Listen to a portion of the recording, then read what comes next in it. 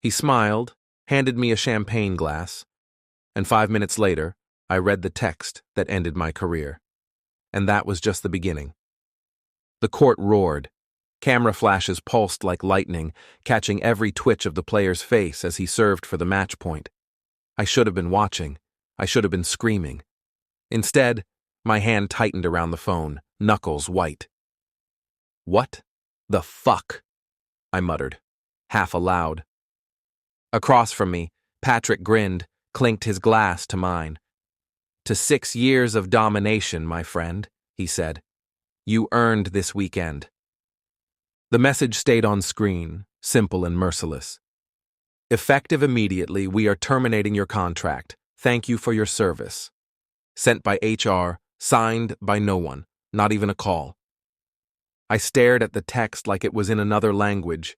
Then I looked up and saw it. Saw how he watched me, not the game.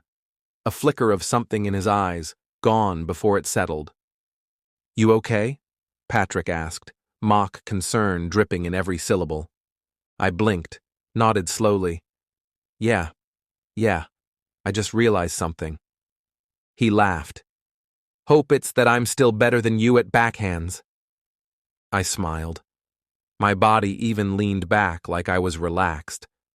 But my mind had already left the stadium, left the crowd, left the champagne and the noise. I saw the office I'd built in 4 countries, the deals I closed, the nights I bled into pitch decks, and I saw him, Patrick, standing over it all like he owned it. But he didn't. Not really. He'd just cut the only man who knew how the machine worked. My phone buzzed again. New email. Subject, separation terms. Attached was a PDF. I stood up, walked past the seats, past the vendors. I found a wall in a quiet corner and just stared at the concrete. There was no mistake, no misunderstanding. They'd waited until I was gone, isolated, off-grid, to gut me without resistance. And he'd toasted it, with me. A group of college kids brushed past me, laughing, spilling beer. One of them stopped. "Hey man, you good?" I nodded, jaw tight. He shrugged, moved on. I stared at the phone until the screen dimmed. Then I whispered, "When did it really start?" And that's when I began to remember. I kept replaying the weekend in my mind, as if some hidden frame would reveal the truth. His smirk, the timing, the precision, the fact that no one else from the company had messaged me since, not even to say goodbye. I flew back on Monday. No driver, no flowers, no assistant. Just my own suitcase rolling behind me through the echoing terminal like I was any other stranger. My keycard didn't work. Not for the office, not for the underground garage. I tried twice. The scanner blinked red like it was spitting in my face. That was the moment it clicked. This wasn't just a cold exit. This was erasure. From my pocket, I pulled out my backup card, the one I'd kept for travel emergencies. I knew it wouldn't work, but I tried anyway. Red. Again.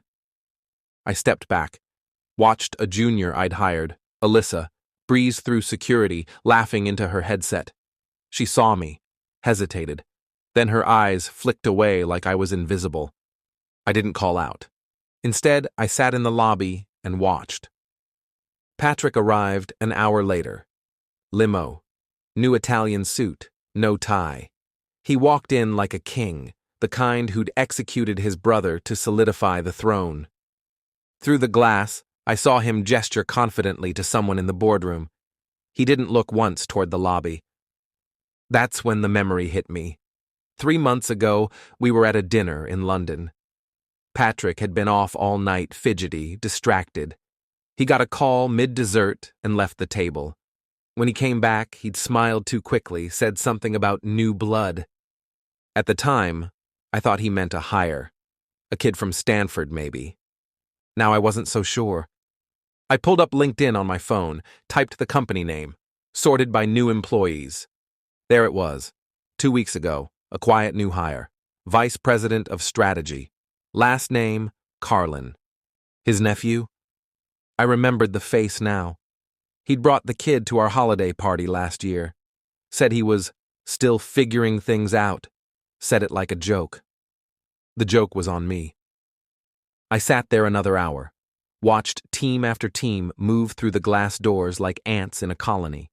No one looked over, no one waved. One guy, Miguel from product, walked past me at the exit. He hesitated. "You back early?" he asked. I looked up. Not exactly. He nodded slowly. "I heard some noise. Didn't make sense. You okay?" I shrugged. "I guess I'm just watching the funeral." He tilted his head. "Yours or theirs?" I didn't answer. Miguel held my gaze for a beat too long. Then he said, "Quieter. If you need to talk. You know, whatever." Then he left. Door hissed shut behind him. I stayed until sunset, watching the office light up floor by floor like a city I didn't live in anymore. I should have felt angry, betrayed, but all I felt was hollow, like someone had scooped me out and left the shell blinking at glass and steel. I walked away without a plan, without a call to make. But something in my gut kept whispering, "Don't forget how they did it." That whisper wouldn't stop. 3 days passed. I didn't open my laptop, didn't answer calls. My inbox filled with junk, press releases, automated alerts, none from real people, not one message from anyone who mattered. On the 4th morning, I finally moved. Drove to the same cafe I'd taken Patrick to during our first round of seed funding, back when we were hungry and broke, pitching like sharks in suits that didn't fit. I sat by the window, no laptop, just coffee, watching. A man 2 tables down was on a video call, loud, animated, gesturing. He mentioned strategic acquisition and leverage over legacy clients. That phrase triggered something.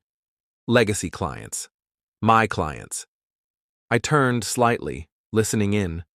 The man was from Darnell and Company, our competitors. Patrick used to call them vultures, but now he was feeding them. I waited until the call ended, then I walked over. "Sorry to interrupt," I said.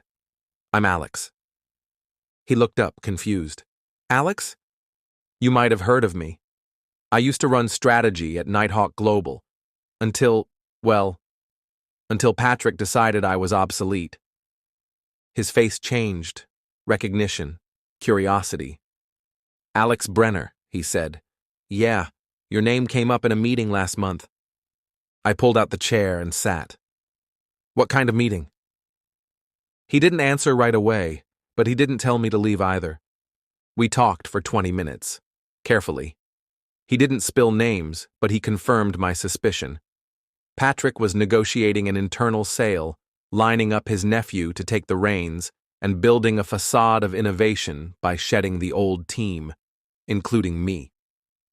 I left that cafe with a number, a contact at Darnell's main office, someone higher, and for the first time in a week, I felt something sharp, a crack of clarity through the fog. That night, I couldn't sleep. I walked through my apartment in the dark, rooms echoing like they didn't belong to me anymore. I stood at my whiteboard, the one where I used to sketch quarterly roadmaps. I picked up a marker. In the center I wrote, "Revenge not equal justice." Then I circled it. Below I started a new column, leverage, clients, contracts, trust. I knew the firm's heartbeat, every pulse, every vulnerability, and I knew the names of 15 clients who'd signed because of me, not because of the brand. I also knew how Patrick had handled the NDAs, carelessly, overconfident. I wasn't just going to strike back. I was going to unmake what he'd built using my blueprint. But I needed access. And that's when I remembered her, Elise, director of accounts, still loyal to me. We used to joke that Patrick didn't know the difference between a pitch deck and a spreadsheet. I drafted a message, deleted it, then called instead. She answered on the 3rd ring. "Alex? Hey, I need to talk. Off record." A pause. Then, I figured you'd call. The tone in her voice wasn't pity. It was something closer to anticipation. We agreed to meet the next morning. I hung up and smiled for the first time in days. We met at a hotel bar in Midtown. Not our usual kind of place, too flashy, too exposed. But Elise said it was neutral ground. She wore black like she was already in mourning. I only have 30 minutes, she said, sliding into the booth. This isn't a favor. I'm still employed. I'm not asking for loyalty, I said. I'm offering clarity. She studied me. You look different. Dead men usually do. That made her smile. A little. I didn't waste time. I pulled out my tablet, opened a blank document. I want to know which clients have renewal clauses up this quarter. Just the top 5. No details, no documents. She hesitated, sipped her drink. Then, all of them. Patrick's been pushing them to sign early. Said we're streamlining onboarding. It didn't sit right. Because it's bullshit, I said. He's trying to lock them in before the new leadership steps in. His nephew's about to tank the product. Elise leaned back. I heard something. About a sale. Quiet. Off books. Private equity? She nodded. Someone offshore. I saw the draft. They're stripping out support teams, automating everything. It's a chop shop model. And the clients? No idea. Probably won't know until their services break. I stared at her. You still want to be part of that? Her eyes flicked to the exit, then back. Not exactly. We paused. The waiter brought more drinks. The clinking glass was the only sound between us. Then I leaned in. What if I told you there's a way out? For you, for the clients, for everyone who actually does the work. I'm listening. I have a line into Darnell. They want to expand. I know their blind spots. But more importantly, I know ours. Patrick killed me because he thought I wouldn't fight. Let's prove him wrong. Her brow furrowed. You want me to help you steal clients? Number. I want you to help them escape before the house burns. Another pause. Then she said, Send me the list. Who you want to start with? I nodded. We'll go quiet. One at a time. She finished her drink. You get 1 screw-up, Alex. 1 dot. I watched her leave. She didn't look back. The first client was a fintech group in Boston. I flew out 2 days later under the radar, booked a meeting under a fake consultancy name. When they saw me walk in, their CEO, Dave, laughed. You're kidding. No, I said. I'm the one who got you your Series B. I'm not here to sell, I'm here to save. I laid it out. Patrick's plan, the sale, the silent replacement of human teams with AI-driven nonsense that couldn't handle compliance in 3 markets, let alone 12. Dave didn't answer right away, but I saw the shift. He believed me. And when I walked out of that room, I knew I had him. 1 down, 14 to go. We worked in shadows. Elise fed me quiet updates. Which clients were getting nervous, which account managers were slipping, which tech outages were coincidental. I crafted new proposals under the radar, branded with the Darnell shell, but pitched like I always had.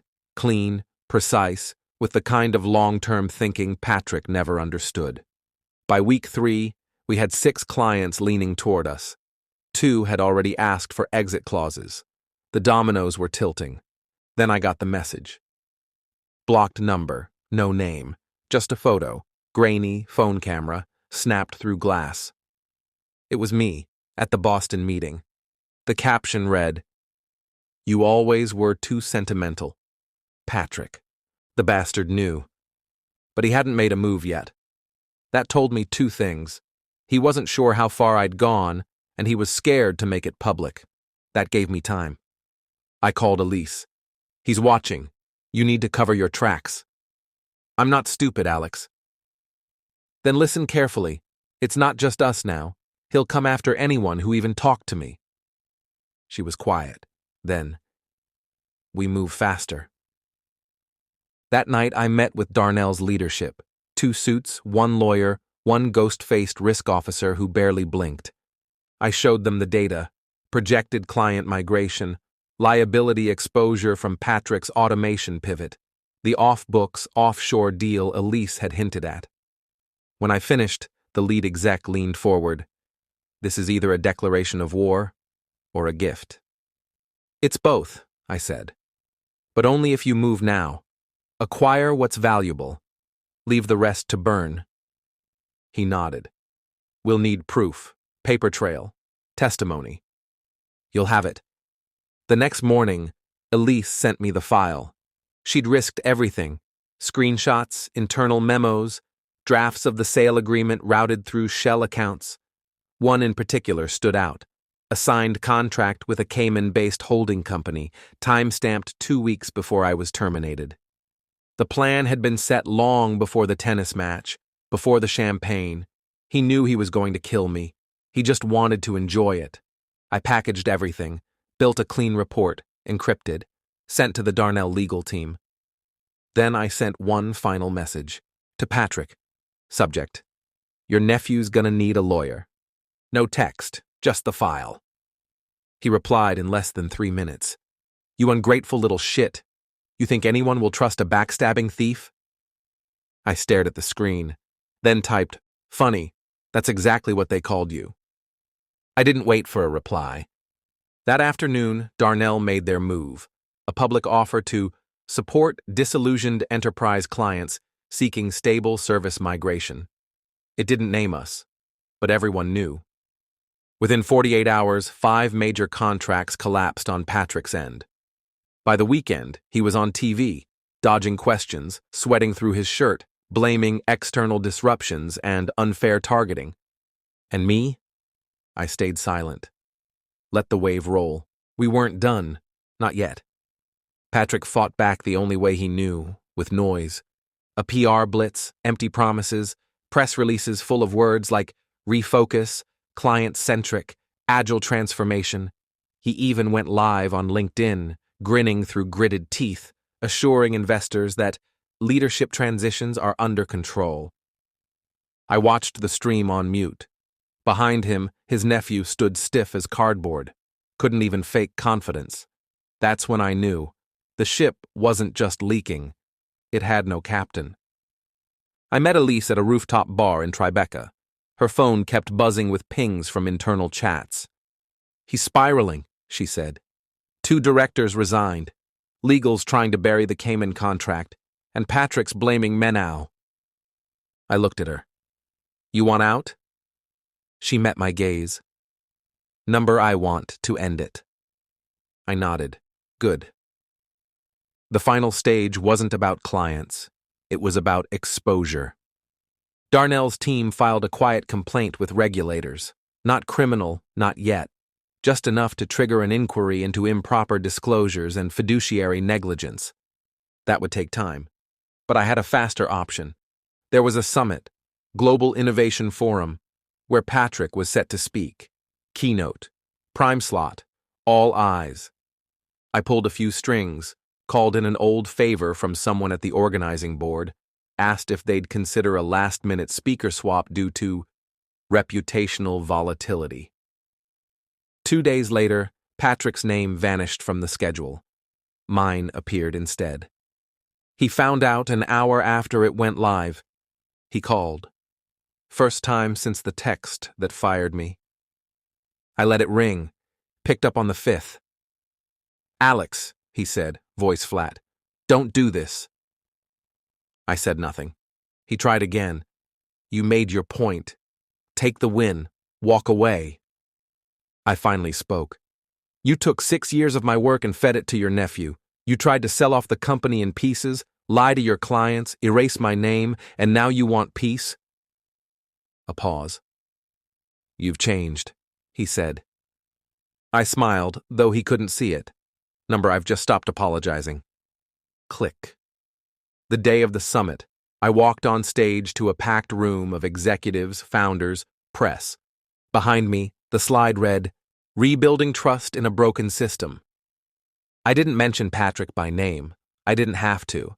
I talked about leadership that consumes instead of cultivates, about companies that mistake silence for loyalty, about what happens when people forget who built the machine they're riding. The applause was quiet at first. Then it swelled. Afterward, 3 former clients shook my hand. 2 offered new partnerships. One said, "You should have been the face of that company years ago." Maybe. But now I wasn't a face. I was the storm that leveled the palace, and I wasn't finished building. The fallout came faster than I expected. First, the investors. Half of them pulled funding within 72 hours, a quiet mass exodus. The other half demanded a leadership audit. Patrick tried to spin it, but there was no narrative left to sell. Then came the internal leak.